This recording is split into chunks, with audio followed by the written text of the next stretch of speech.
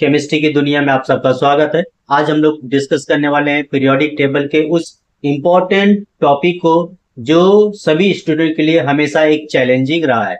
हम बात कर रहे हैं कि जब हम लोग पीरियोडिक टेबल में लेफ्ट टू राइट जाते हैं या टॉप टू बॉटम जाते हैं तो कौन कौन सी ऐसी प्रॉपर्टीज हैं जिसमें चेंजेस देखने को मिलता है। जब हम लोग किसी पीरियोडिक टेबल में लेफ्ट टू राइट जाते हैं तो हम लोग नंबर ऑफ इलेक्ट्रॉन्स को ऑब्जर्व करते हैं और देखते हैं कि जो नंबर ऑफ इलेक्ट्रॉन्स होते हैं वो लेफ्ट टू राइट इंक्रीज करते हैं। जैसे ही नंबर ऑफ इलेक्ट्रॉन इंक्रीज करते हैं तो न्यूक्लियस और इलेक्ट्रॉन के बीच में अट्रैक्टिव फोर्स बढ़ने लगता है, जिसकी वजह से न्यूक्लियर चार्ज बढ़ता है और जेड इफेक्टिव भी इंक्रीज करता है। जैसे जेड इफेक्टिव इंक्रीज करता है, एटॉमिक रेडियस क्या करती है, डिक्रीज करती है और एटम की साइज क्या होती है, छोटी हो जाती है।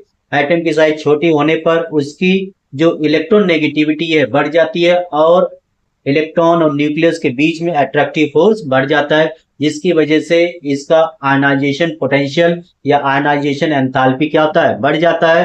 मेटेलिक कैरेक्टर डिक्रीज कर जाता है, नॉन मेटेलिक कैरेक्टर इंक्रीज कर जाता है।